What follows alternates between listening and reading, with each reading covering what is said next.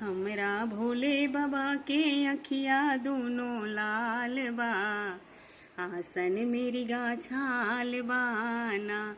हमरा भोले बाबा के अखिया दूनो लाल बा, आसन मिर्गा छाल बाना। गौरा करे हाथ जोड़ी, शिवजी भांग पियल का छोड़ी। गौरा करे हाथ जोड़ी, शिवजी भांग पियल का छोड़ी।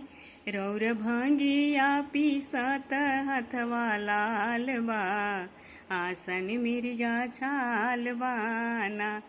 रौरा भांगिया पीसत हथवा लाल बा, आसन मिर्गा छाल बाना।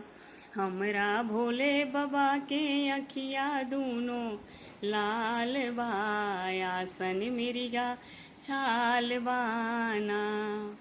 गौरा करे हाथ जोड़ी, शिवजी बसहा चढ़ल का छोड़ी। गौरा करे हाथ जोड़ी, शिवजी बसहा चढ़ल का छोड़ी।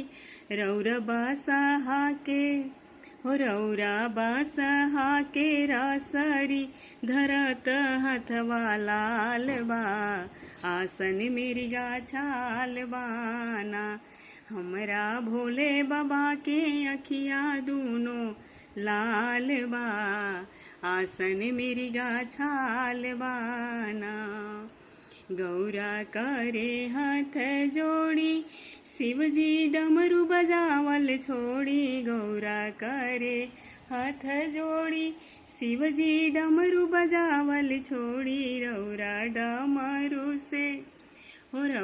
डमरू से निंदिया मोरे हराम बा, आसन मिर्गा छाल बाना।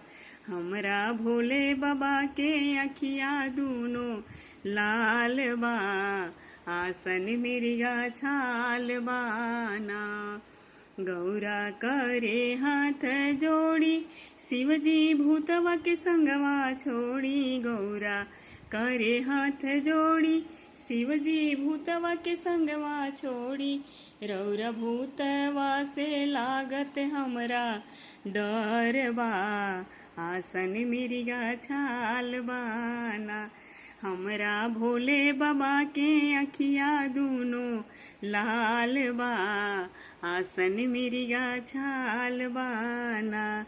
हमरा भोले बाबा के अखिया दूनो लाल बा, आसन मिर्गा छाल बाना। तीज की बहुत सारी ढेर सारी बधाई और शुभकामनाएं।